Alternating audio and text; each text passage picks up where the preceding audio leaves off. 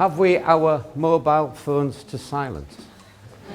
Because if we have, I'd like you to meet Ragini Annan. You can clap if you want.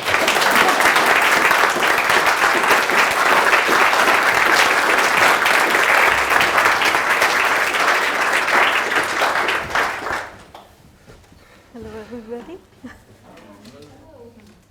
The walk-on song is She's Lost Control, which I have to say, when you requested that one, did worry me a bit. What's that about?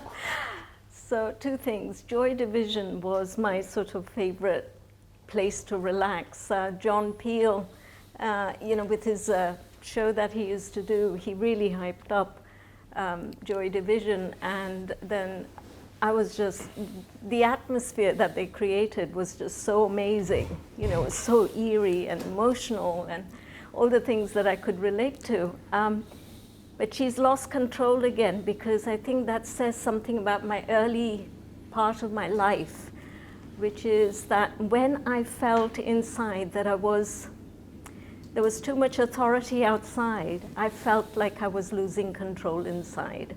And I could relate to that song because it conjured up those emotions, that I'm not at my best when I'm losing control, losing my authority, losing my ability to be empowered from the inside. So that's anyway, where that comes from. We've got a form to fill in here because we've got really refined over the years, and it's now become everything becomes a process, doesn't it? Sure. So if you can just answer the following questions. No pressure. Star sign. Taurus. Fine star sign. I share it with you, Dr. You Paul. do share it with me. Favourite colour? Blue. I'm always looking up. Blue. Favourite food? It has to be Italian and closely followed by Indian. Of course. Favourite drink? Be careful here. I know what you're going to say, but I'm going to change it. It's fresh lime with soda with salt, because I spend a lot of time in hot countries and it's lovely. It used to be champagne, but it's... my husband can't afford it. I do the jokes here. Favourite city? It has to be Kyoto during, the blossoms. Second favourite city? Milan. It's very easy, this. Third favourite city? This is going to be an odd one, Mumbai. So, big difference. Fourth favourite city? And We're speaking to a globe-trotter. We have to do this. And none of these we've been together with. It's interesting. We've been to many cities. My fourth would have to be somewhere in Bali, Ubud area. It is business week, so favourite business? I would have to say Tata, because I've seen them grow in India, and they had a sort of a migrating story and then led to successes, and now they're a huge conglomerate, and going from steel to hotels to aeroplanes to cars, and he's a philanthropist as well. Still a family business? Still a family business. So very interesting character, and Scott and I have kind of not met him, but been in the same restaurant as him, and he inspires so many people. That says something. People stand up for him and shake his hands, and his drivers always say wonderful things about him. So, yeah. Favourite business person? Dr. Paul. But sadly, we haven't worked together. We've traveled together, which is slightly different. I would say Steve Jobs. He really did. Well, we'll hear a bit more of him later, I would think. Yes. Least favourite biz person? I wouldn't want to say least favourite, but I put him in a camp of sort of questionable. And she's so subtle, isn't she? and because of my personal experience with him, but it has to be Bill Gates. So we'll come on to that later. yes. So we generally, traditionally ask, what was the first record you bought? Because what it was, where you bought it, where you got the money from, says so much about our guests. This is going to be interesting with you. So what was the first record you bought and where? Right. So when I had money, I think it was age of 11, I started to earn money. We'll come to that in a minute. I was living in the United States, in New Jersey, in Bellevue, which is not far from Newark at one end and Manhattan at the other. I was there during the Vietnam War, 1955 to 1975. I wasn't there for that whole period, but I was there during that period. And I was kind of rebellious by nature, and I was a bit bored with Carpenters and James Taylor, which is what everybody was listening to in my world. And I came across this thing called E Pluribus, which is a Latin name, funk, E Pluribus Funk by Grand Funk Railroad. And what drew me to them was not only their LP cover, which normally a LP cover is a square, but this one was round, which I like something that's different. But there's songs about not going to war and people, let's stop the war, and their love songs really, I was glued.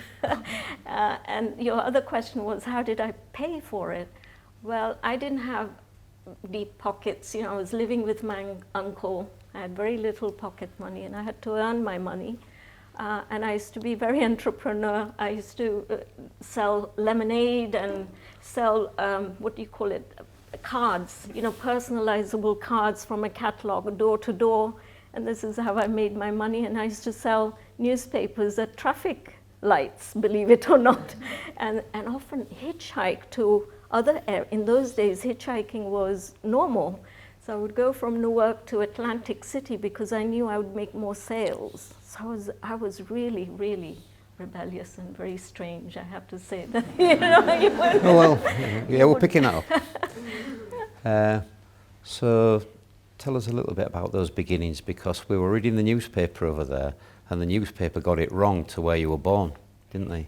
That's right. I was born in Kampala in Uganda and in 1958. At that time, Uganda was still part of the British colony. So technically, I was British. 1962, I believe, is when Uganda got its independence. So I was born there. And then my mother was really not apt at having children. She had just married. She had come from Mumbai to this new world. She came from a very privileged background where her grandfather had been found out later, to sell silks in Kyoto and Tokyo, and then used to bring toys and stuff for my mother from there. So she had this very privileged background. And she had cars, in a place in Mumbai where nobody had cars. And then she marries my father through an arranged marriage, who wasn't that well off, but he had the right lineage for the marriage. And lineage is a big thing in India. And now looking back at it, I really value that. I didn't at the time. And so they get married, and there's, she's not really ready for children, and I arrive. And I'm looking for love, and she's not able to give it to me. So a pattern develops in me very early on that I'm kind of abandoned, from my mother, because she's keen to push me away. And she sent me to my grandparents to look after me at the age of 4. So I developed this kind of emptiness in me. I'm abandoned, I'm not loved, because I wanted my mother's love. But looking back at it, it was actually a blessing in disguise, and we'll talk about that. But and then I lived in India for a long spell with various family members away from my mother, and went back and forth, Uganda and India. So I didn't have a steady childhood. No, you say that. And you ran away, didn't you? That was in America. Oh, right. You're keeping up with this? So when I left Uganda to go to America for studies, really, that's what my parents thought. They were sending me there for education. And I got involved in all the wrong gangs, and I was going down this sort of route of not knowing, who I was. I had a little bit of identity crisis, no family love, a bit kind of abandoned and independent. And what happened was, I thought, right, I've got to demonstrate that I can be loved. And there was a family that I knew, and I ran away from home, and I went to stay with them. And 2 days, there was this 13-state alarm in United States to find me. I was my mugshot was everywhere in these 13 states. And 2 days after I left, they found me. And of course, my uncle didn't want anything to do with me. He sent me back to Uganda. But that was a blessing in disguise as well, because I was a witness to the Ugandan exodus. Because a few months after I arrived, Asians were thrown out of Uganda 50 years ago, last year. And that was really interesting to experience. So you became refugees, basically? We were refugees. And we went to Mumbai again because that's where we had a home. And so those are the stories. Always strikes me, Ragini, you were born into privilege, but you didn't have a privileged upbringing. That's probably a good way of putting it, because the distance was there between my father, mother, and I. I wasn't there with them. Had I lived with them, I would have had an incredibly privileged. So, how many siblings? My siblings my sister was born, but then she was sent to a boarding school in Mumbai. I was in America, I was in India at that time. And my brother and I have a 10-year gap, so that it's a big gap between. Did they have a different upbringing to you? Yes, they were probably closer to my mother, because by the time my sister arrived, it was 6 years on, my mother was kind of ready to have children and to express love and to be a mother. Whereas I was too early in her life for, that adjustment, let's call it. And there's nothing, I don't look at it as a bad thing. I think it was You're not resentful at all? No, not at all. Because I can understand if you understand context of anything, I think you only have love. If you don't, then you have judgments, why did she do that? There would be a lot of really negative things set up with that. No. I love my mother. She's 90. We were there this year, January, celebrating with my brother and my sister, my daughter who you've met, Sachi, and her boyfriend. It was good upbringing in some sense. It gave me a lot of privileges that I would not have had I just had a normal life. Maketh you. Yeah. So you ended up at Loughborough University? Yes, a long story. How did that happen? Normally when you say to a guest, tell me about your beginnings, it's about 3 or 4 minutes and it's all over. This is going to be a while. It's a long interview.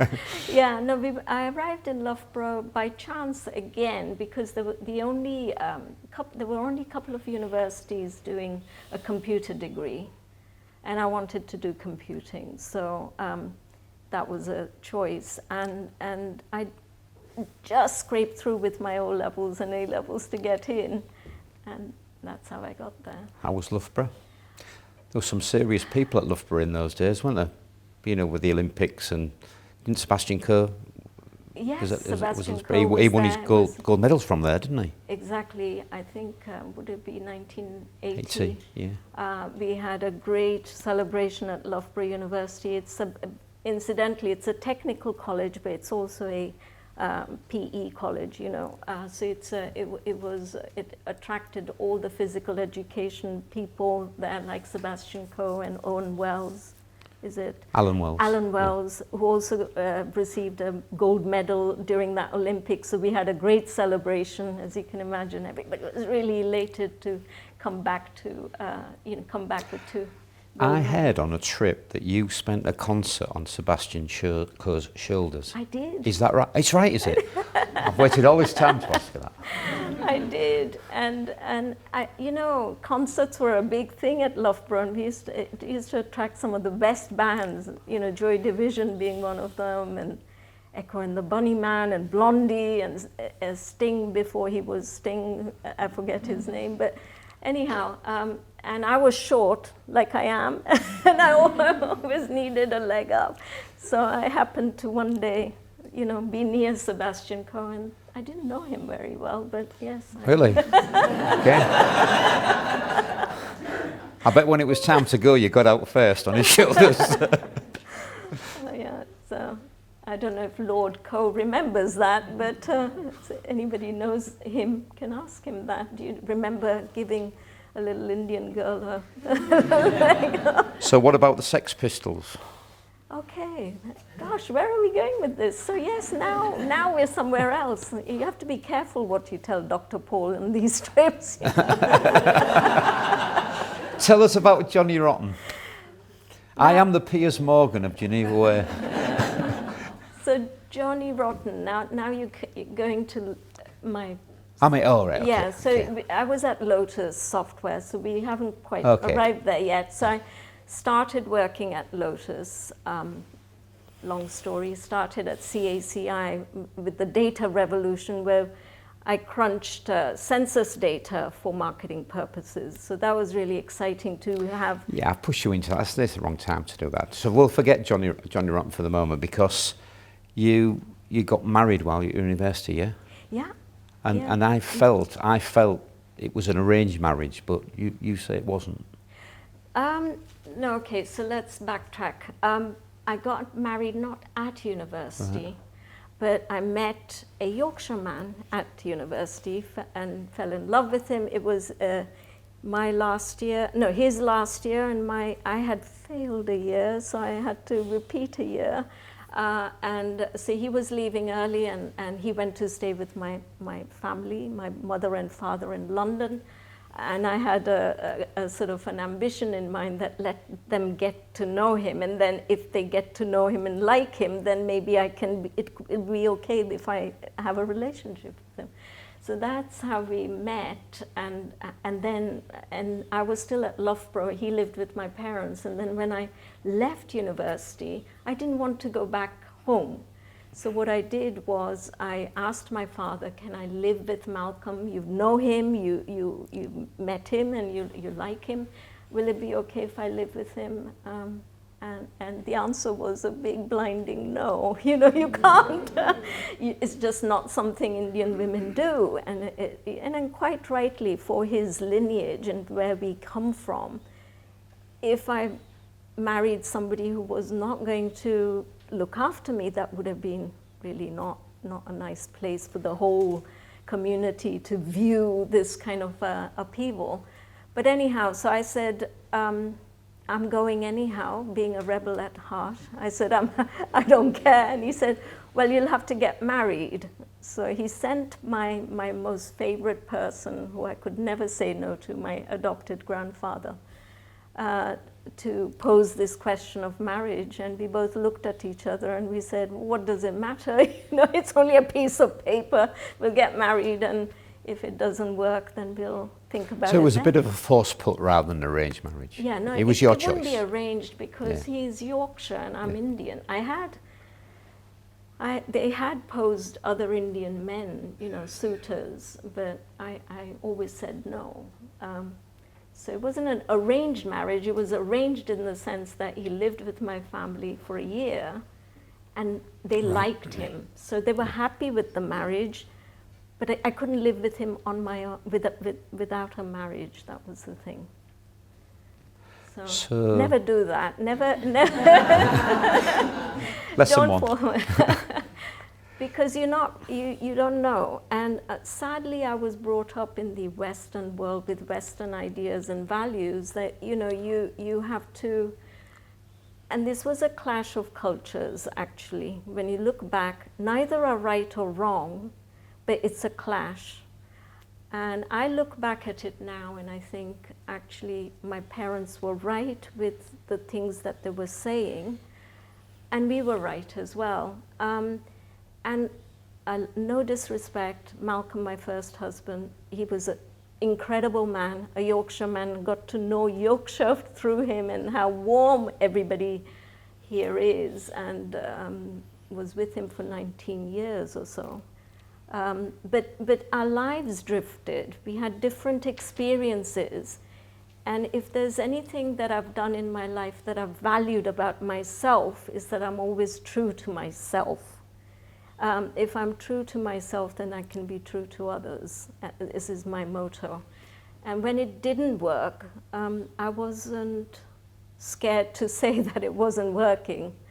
But we put on this show for a long while, you know, that let's not upset the families, we'll just make it happen, you know, we'll just live with it. And that's the time when I was traveling around the world with... So let's go around the world then. Were you, when you started your globe-trotting bit, you joined Lotus, were you escaping from something or running towards something? Oh, that's a good question. I've never run from something. I run towards something I want. And having worked at CACI for a couple of years in the back room, as it were, programming, I knew that that wasn't going to be me. I needed to be, you know, facing people and so on. And I saw the first computer at CACI, personal computer from IBM, with Lotus 123 on it. And I thought, I'm going to go and work for this company, come hell or high water. Within 3 months, I was working for them. And you know, that's how, so I saw the data revolution part, which was a great big, you know, experience post for me in my life, to see how data was going to drive the business world. But then I also saw the computer world with the first piece of software that I thought was going to change the world, and it did, and went to work for Lotus. Now, because it was Mitch Kapor then, wasn't it? And he went to Lotus, founded the company, and in 3 years' time, it was the third biggest tech company in the world. Correct. That's incredible. Correct. And I was the 52nd employee within the company. We had badges, and I was the best traveled person within 2 years of being there. It was growing so rapidly. Okay, you cannot imagine. I arrived as a, basically somebody, it was a hotline. So I used to answer calls, technical questions of things that went wrong. Within a year or two, less than a year, I guess, we were growing so rapidly that I was asked to go and train dealers, and once distributors were set up in countries, my job it was to go with computers and train dealers and authorized training centers and appoint them as well. So anything outside of the United States, which had an office, and France that had an office, the rest of the world was mine. And I was the best traveled person traveling with my computer. In those days, it was huge, with 512K, you know, floppy disks, going around the world training people. And there's not many countries I haven't been to where I've not trained people. So it was an incredible career, and it's not like it is today when you travel the back of the plane and live in grotty. You know, we were at the height of, I mean, there was no expenses spared. You traveled at the front of the plane, stayed in these fancy hotels, and really enjoyed working, met with some of the most incredible people around the world. And even though I was teaching Spaniards in English, 1, 2, 3, or any software, there was just this ability to converse with people, you know, without a language barrier. So that was an incredible period of my time. And I went on to develop 1, 2, 3 for Arabic through, you know, working in Israel. I did a number of jobs there, and the last job there was in Singapore, where I was a country manager for Malaysia. And by that time, I was married to Malcolm, but I was having all these experiences, and he wasn't able to share these experiences. So that's how we drifted. And I could see that there was a huge gap between us now, and an unbridgeable gap for him as for me. And that's... So we mentioned Steve Jobs earlier and Bill Gates and said we would come to them. I guess this is the time we're going to come to them. Yes. It said in the paper you worked for Apple. You didn't. You worked with Apple. Yes. Do you just want to explain that period? Because Mitch Kapor, to me, is the one who gets largely ignored when people talk of the tech pioneers. It's all Bill Gates, Steve Jobs, etc. But you eventually met those two guys. Tell us a little bit about what they were like. Right. So before I went to run Singapore, going back in time, Steve Jobs had launched 512K Mac. Okay, so he had other Macintoshes before then, but he was launching 512K Mac with a product called Lotus Jazz, the only product that sat on it, which was from Lotus.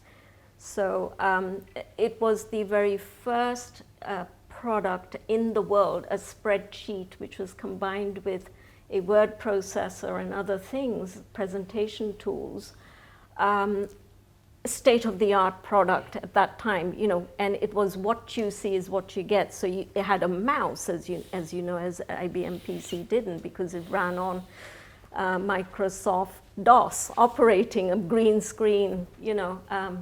So anyhow, Apple, Steve Jobs was wanting to launch his Apple 512K Mac with Jazz. So he'd come to Europe and we were doing a roadshow with him. And so we had an event in the UK at the London Palladium to launch his product.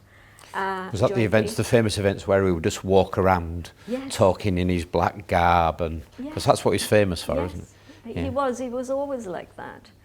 And he used to wear a bow tie, if I'm not mistaken, at that time. Later on, which I'll come to when he launched next, he was all in black. Yeah. And I happened to travel to Holland with him because that was my territory, because France and UK were taken along with the US at that point. So we traveled to Holland together, where we were launching in Amsterdam the 512K Mac. And he was helping us stuff the brochures the night before, and I thought, great, but he wasn't really famous at that point. And he had a PR team, sorry, Paul, no disrespect, who used to keep him, you know, quite close to him, and he was kind of ring-fenced. But anyhow, he was stuffing brochures with us, and then we all went to a nightclub. And this is where Johnny Rotten comes in. So, you know, it was the night before the event, and we burnt candles at both ends. You know, we played hard and worked hard. So we were in this club, and Johnny Rotten walks in. And funnily enough, Steve Jobs was there as well with his PR lady, but he was boring in comparison to Johnny Rotten. So we were mingling with Johnny Rotten, dancing with him, and that's where that story comes in. People said he was smelly, he was ignorant, he was aggressive, he wasn't a nice person. You read the biographies, you watch the films. Is that the Steve Jobs you knew? No, not at all.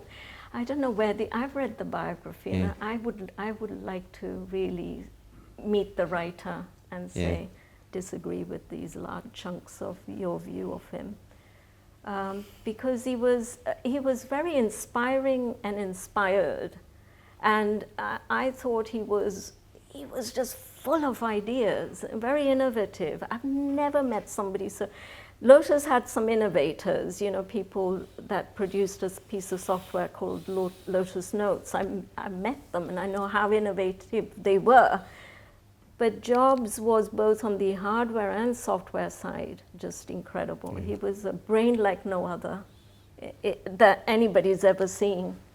Is in the IT world.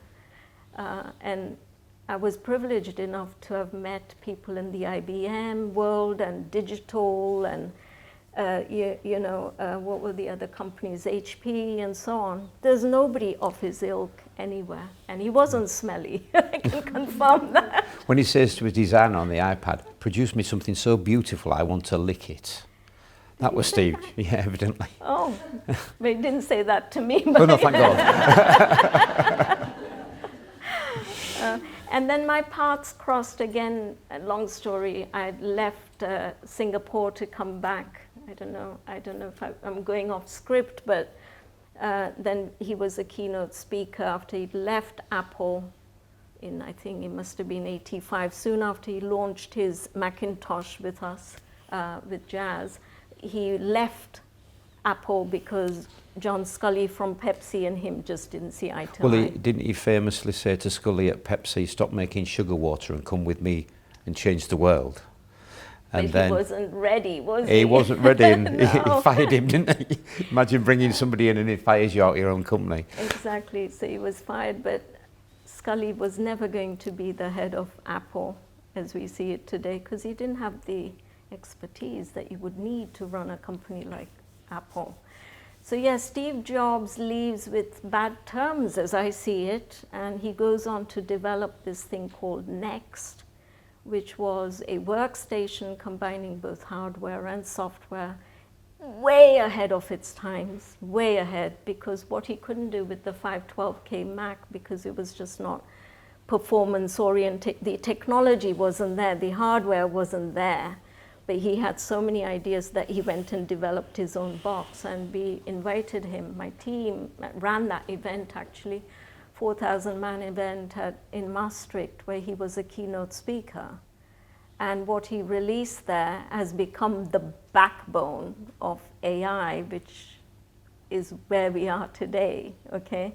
So he went back to Apple, I know, but that technology that he developed got embedded in the Macintosh operating system that we see today, plus Pixar, which was a company that he developed and sold to Disney at a grand sum of $7 billion, I think, became very rich in 2006 or something. But very innovative, and we are living with all his innovations today. And so when people place him at the top of the key figures of the 20th century in business, you would agree with that? Yeah, and they ought to. Yeah. Now, we can argue that we're now at this crossroads, very dark crossroads of how AI is going to take over. And yeah, he was responsible. It was already, the footsteps had already started. But Bill Gates was not the innovator. So well, let's come to good old Bill. Let's have 1 minute on Bill. Okay, so I feel a bit muzzled, but I'll speak as freely as I can under these circumstances. But in 1990, he was invited to Lotus in a collaborative effort for people to work together to develop the next operating system for the IBM PC. Okay, because IBM PC was bundled with a dirty Microsoft operating system that Bill Gates had licensed, and the Apple computers were distributed around the world with this very basic operating system. So the race was on now in 1990 as to how we've now seen what Macintosh can do with its, what you see is what you get, and the mouse and the beautiful user interface. Where are we going to take the IBM PC world? So the race was on, and IBM was developing a piece of software, a operating system called OS/2. And in that meeting, Bill Gates agreed to develop Excel and his future products on that platform.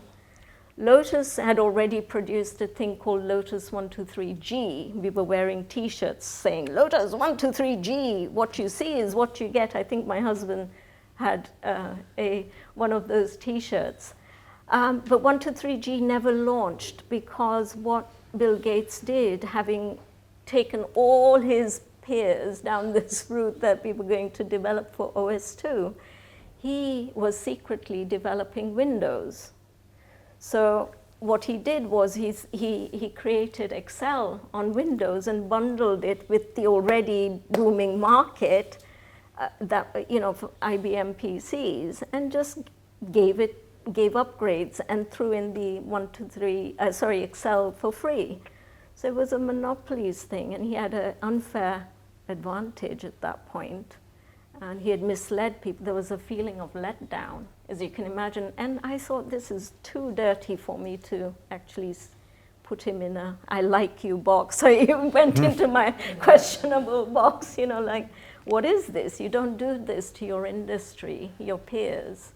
And I remember there was a court case as well, you know, which had to do with everybody fighting against this kind of thing that happened, and he won. He was kind of a little bit of a slap wrist, but he then went on to own the entire standardization and ecosystem and how software was sold, and he took And you don't think that's been good for the industry? No, because the building block was already, you know, not a good building block. The person who was most apt for creating a really good foundation for future development was Steve Jobs, but he didn't get a look in. But what goes around comes around. You know, I think the next technology that he developed is being used everywhere, including I think Microsoft. I don't know. I'm just guessing that those AI tools that Steve Jobs developed will be used by Microsoft. So you're flying high, globe-trotting, hedonistic lifestyle. What could possibly go wrong? Everything goes wrong when you... Everything goes wrong. Tell us exactly what could possibly go wrong, Ragini. Okay, so in 1990, my sister passed away, defining moment in my life. And at this point, you know, I was globe-trotting. I was thinking, I'm living a lie here. What am I doing here? You know, I've got a husband at home. I've told all these lies to my family, and I'm traveling around. And is this the life I want going forward? Having seen how ugly people can be in business, you know, with each other, it left a really not a nice feeling in my inner space. And at that point, I was a bit sort of, given up on life. And just at that point, I met my husband, who was flying to Cyprus for a conference, and I was doing a big event in Cyprus. And I just basically happened to be sitting there. I held up the plane. Too many stories, but he eventually struck up a conversation. And I just told him everything. It was like, and you know, I really opened up. And then somehow we got to know each other. And everywhere we went, he was there. And I went to Singapore, and he was there. And if I was in Germany, there was always chances to meet each other. And I guess I fell in love with him. And that's what happened. And I know it's horrible, kind of a judging moment that here you are married, but you have to have the context. I think without the context, it does become a piece of judgment. But hopefully, I'm not going to have that. But you know, so this is my story, and I'm not regretting any of it, because I think everything was perfect, and everything has a reason. Everything is auspicious. And that's how I look at life. So yeah, I met Scott, and then a year later I was pregnant with my daughter. And I, at this time, had come back from Singapore. And there was a person at Lotus who was very senior, who had a crush on me. And when he found out that I was pregnant, basically, I was unfairly dismissed. And it was the most my most vulnerable moment. You know, when I was pregnant, I'd just been given all these stock options worth $80,000, but suddenly I was redundant. So I wrote a letter to Jim Manzi at that time, who was the CEO, saying, hang on, I'm the person who unraveled £8 billion worth of fraud in which we haven't spoken of, in Singapore, and I'm most vulnerable. Why am I being fired at this point? But I had no response. So I thought, you know, look, I'm going to see what my rights are. So I'm not a fearful person. So I thought I'm going to take them to court. And so I rang up the Law Society and found 10 different companies I could speak to. And Simmons & Simmons were ones that said, oh, we'll represent you. You have a good case. So I took them on board, and in the meantime, I'm divorcing. There's so many things happening. Everything's crumbling. But I'm not crumbling inside. I'm thinking they've left Lotus. I'm going to fight with them. And I set up a company at that point called Tamarind Tree, and I was selling these products to Harrods, and whilst I was pregnant and not knowing where the income was going to come. Anyhow, Lotus then reinstated my job. Foolishly, I thought that was real, because if I had continued, I would have had a huge financial settlement. But it wasn't about finance for me. It was about putting a wrong right. And that was the dumbest thing I've ever done, is to take a company to court and then think that you can go back and everything's going to be all right. Totally crazy, and I own up to it. That was dumb. But in a way, it was good, because I ended what can I say, my corporate life. I got off the hamster wheel. I was freed. And I thought of other ways of, becoming an entrepreneur, and the story continues. But your daughter was to Scott, not to Malcolm. Yes.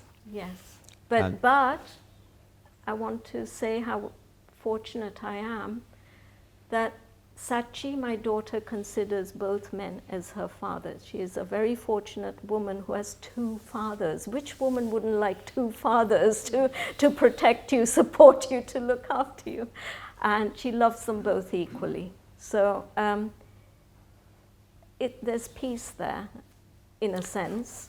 When did you tell Malcolm? So Malcolm knew before Sachi was born that I was drifting. Right. And he actually knew, this is also painful to say, but he knows that Scott and I Scott was always there in the family environment. Even Malcolm's parents knew Scott was an item, There wasn't, you can't hide those things. He was always there. And it was kind of just accepted. You don't talk about it. It's just, what's happening. It was one of those till I decided this is just all a bit too silly. No, Malcolm was, I found that he had found somebody that, had found something that suggested that he was having an affair. And I said, look, Malcolm, this is time when we've got to really own up, be very strong, and just say what our story is and just do it. And that's what we did. And I think, was the hardest thing I've ever done. I was totally crumbled at that point. Totally. How was your mental health? Totally crumbled. Totally. Lost friends, lost family, lost career, had a child to rear. A no name, no status, no company cars, no travel. You're right there in the dumps at that point. But it's what you did then that I think is the amazing bit about your story. Do you want to tell us how you came back from that? So I wanted to see what are the tools available out there in life that teach you about your inner world. Okay? We know everything about the outer world, right? You do things, that the outer world tells you. You're competing with the outer world. So how you do your career, the outer world tells you. How you do your health, the outer world tells you. How do you do your relation? Everything is dictated by the outside. I wanted to know, when you're crumbling inside, where do you go? How do you build that inner world? And blessing again that I was from the East and from the Indian tradition, that is and I don't think people understand it. It's the oldest tradition, looking inwards. And it has everything there you can ever want to question about the inner world. And at that point, when I became so weak, I found a guru in my life, and I started to learn about the inner world. And it began to strengthen me in ways that I just didn't believe possible. I became sovereign, as I say, and I wrote a book that talks about this journey. It's a bit of a teaching memoir. and it talks about how you go from, being totally outward focused to inwardly focused and become powerful and empowered from within. And it doesn't matter anymore what the outside says or does, or how they view you or what they think. You are enough. Wherever you go, you're going to be enough. You can start again. And we first spoke on an aeroplane about, we first introduced it with a state of being against a state of doing. Yeah. I'd come across it in the business world when King went to British Airways and found them totally in a state of frenzy of doing, but they didn't know what they were, so he called them the world's favourite airline. Yeah. And he said, now go and do business. He transmitted their frenzy of doing into a state of being. And this is what you played back to me on a personal level. Exactly. Two very different operating styles. And your inner experience is totally different. I don't know how to describe it. When your doing emerges from your being, it's very different to doing because you're competing, contrasting, all the time. It's painful. That suffering is painful. And it's going to get, my journey is a very interesting one because I think in the future that inner empowerment and that inner awakening is going to be the only go-to place, because we're going to be enslaved by AI. I really believe that. And in ways that we can't even see it. But on that journey you did physical things like climb mountains in Tibet and visit temples and stuff like that. It wasn't just all, you actually did physical things to so I reinvented my career. I became a naturopath and a herbalist, and I went on to do 5 years of coaching, NLP coaching. So I retrained myself. And one day I was at my naturopathic course and I had a friend and I said, I don't know why, but I'm going to Tibet. And she said, you're going to Tibet? And I said, yeah, I just get drawn to some mountain called, Mount Kailash, and I'm going. I'm not joking when I say I didn't know anything about it. I just said, I'm going. Announced it to Scott, I'm going to Mount Tibet. He said, how high is it? I said, I think it's only 19,000 feet at the highest level. And so he's saying, he didn't know either what 19,000 feet meant. He said, I've got friends who've climbed the highest mountains. He calls his friend who had been to some mountain in South Africa and says, how high is that? And it's like half the height or whatever. So anyhow, I went into a shop and I said, I need to go to Tibet, and can you give me all the right things? And he said, how high is it? I said, 19,000 feet. He said, looked at me up and down, you going to, have you trained for it? And I said, no, I'm going. And I went, and I had the most magical, it was, I guess, a dying experience. We went on your own, it was just you? I went on my own. No, with a group. Yeah, sorry, but no family. Group, but nobody from the family. And at 14,000 feet, I came out the car and fell, and I thought, that's it, I'm going to have to go back down. But I strengthened myself and kept going. And you go around the mountain, 53 kilometers around this mountain on yaks and horses and God knows what. And it was a real dying moment. You die and you come back, basically. You come back like another person. Like it's a metaphor. When you climb up, something happens in you. You're not the same person that went up when you come down. Seriously, that's how profound the difference was. I started writing poetry. I started doing all sorts of weird things that I never did. Dropped drinking, came off alcohol. I mean, I was literally unrecognizable to myself. And what people thought, it didn't matter to me. They were like, before I was so overly concerned. And so I went to temples and everything just kind of, my life story is about being in the right place at the right time, doing the right thing. And whether it was running away from home and then ending up in, Uganda at the right time, witnessing what happened there, to what happened in the IT world. I am blessed by a Lord, and the Lord of time, as we call it in the Vedic tradition. And Scott has witnessed this so many times, that I will arrive somewhere, like a temple in Tokyo, which is dedicated to a particular deity, and the whole procession would start just as I arrive, like it was just for me. And Scott said, "What the hell is going on?" He scratches his head. But yeah, I'm very blessed with being in the right place, like I am now with you lovely people, doing the right thing at the right time. And this is a huge closure for me at many levels, to be able to say this story. And so I said on that plane, you should write a book. He did. And Dr. Sewell, I have to say, he's the most magical man to sit with on a long journey. I could sit with him forever, literally, because he's such a great listener. And he's like me in many ways. I think we're very similar. Sorry. Yeah, we are. But we are sovereign, aren't we? You do things. I've read your book 3 chapters only yet, but I can see that you've got this. I'm going to be true to myself. I'm going to find my purpose. I'm going to do it my way. I'm going to take risks of name and fame and money, and all those things don't matter to you. I think we sense that together on these wonderful trips that we are so privileged to go to. I think we've been to Seoul and Tokyo, and I don't know where else we've been. Hanging on to your coattails, dear. Chicago. Find a globetrotter and hang on to the coattails.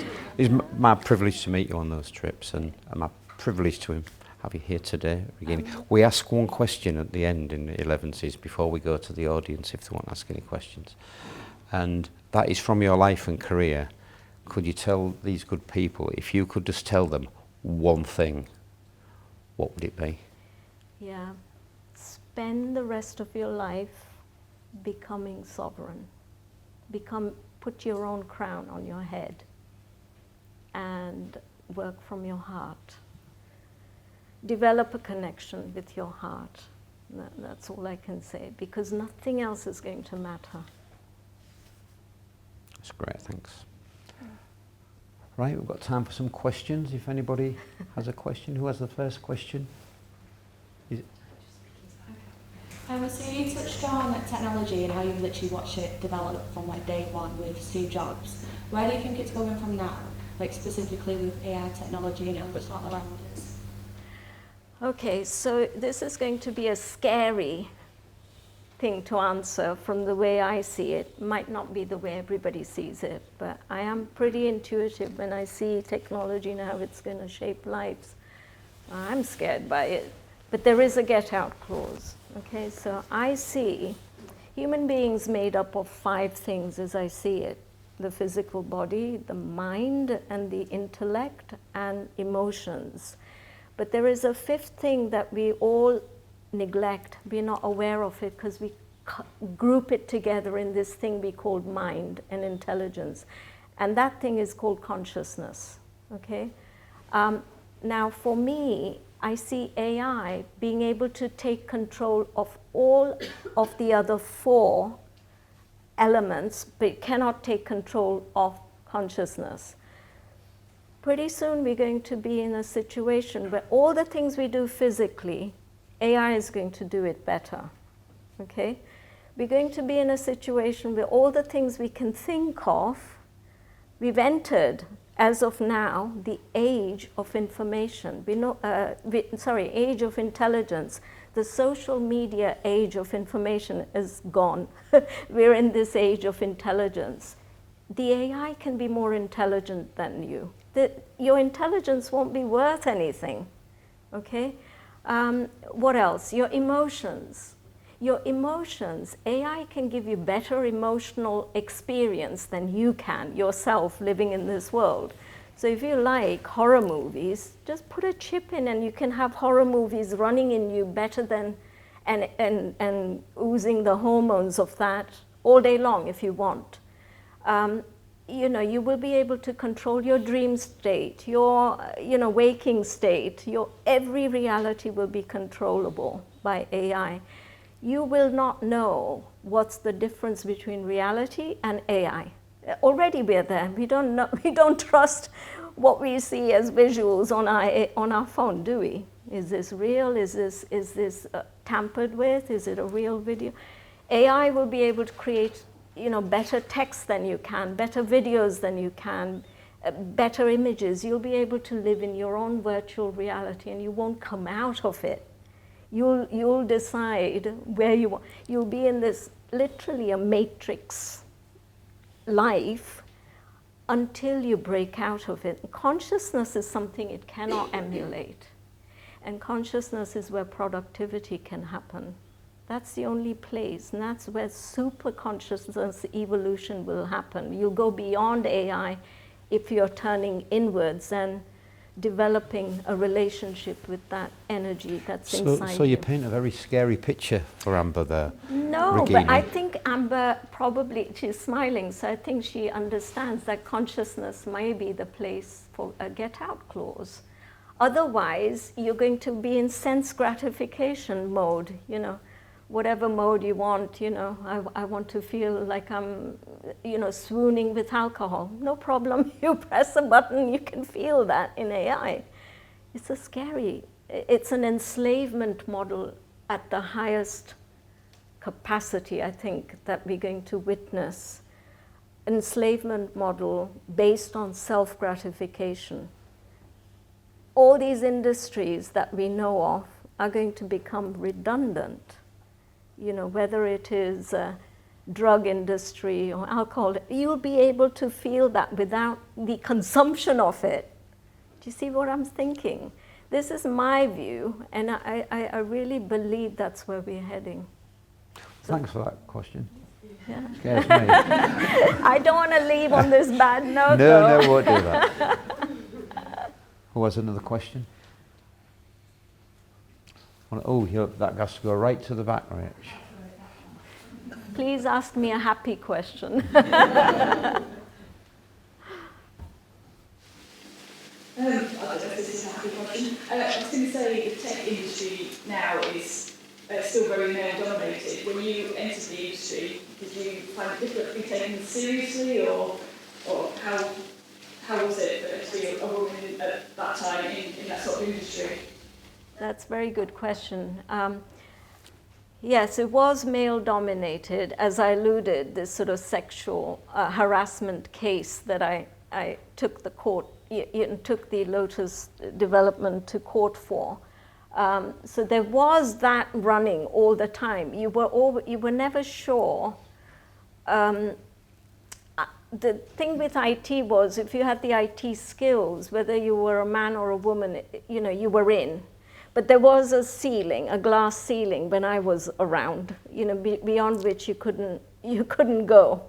And there were very few women in the higher levels of a Lotus organization at that time. I'm not saying, and it was difficult, I won't say it was easy. It certainly wasn't easy. But now I believe it's easier than it was. How can I say it? See, I was one that always got away because I was always jetting around and I didn't know what was going on in the actual offices. But when I did come back, there was a lot of tensions that women felt with their male colleagues because there was injustice in the way that the organization approached their promotions and other things. So yeah, sadly I haven't seen, but I have different views on whether women should be at work anyhow. I think we were designed to rear families and look after our loved ones at home and give them a nurturing. But we've gone so far down away from that model of living that we're seeing all the pain and suffering as a result of making a woman another unit of wealth and competing with her husband to bring in that wealth to just make ends meet. It's not a very happy model. And yes, we can say we want female rights and all of that.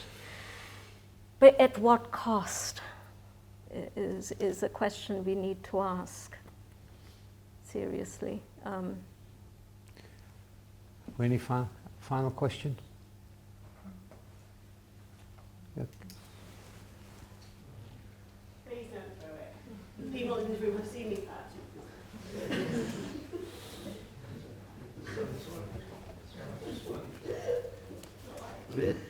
Hi, thanks. Hi. You've talked a lot about your sort of sense of self, sense of sovereignty. Obviously, you talked about your being having lots of different experiences. So, has your sense of being true to yourself changed over time, rather than being sort of innate and static?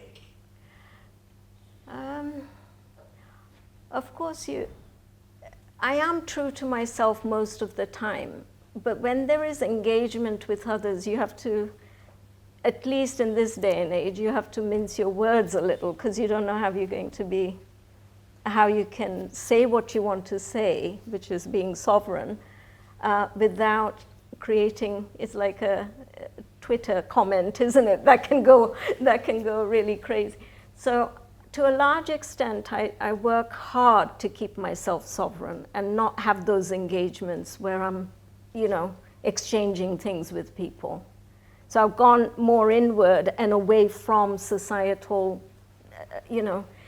engagement, which is maybe not a good thing, but I can't engage without speaking my truth. So therefore I have no choice but to, go more inward and away from, and be true to myself that way by not engaging. Yeah, and that's, developing a relationship with yourself is a really great way to live, to be happy with yourself. You're enough most of the time, and your family that you touch, your touch points, and people you engage with, in your work. I think we get on. You don't see me as somebody who's, totally withdrawn. Frighten me to death now.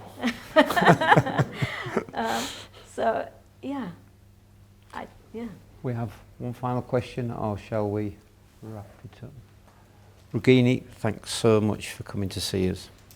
What a fascinating story. Thanks for telling it. Thank you for inviting me, and thank you, Humber side.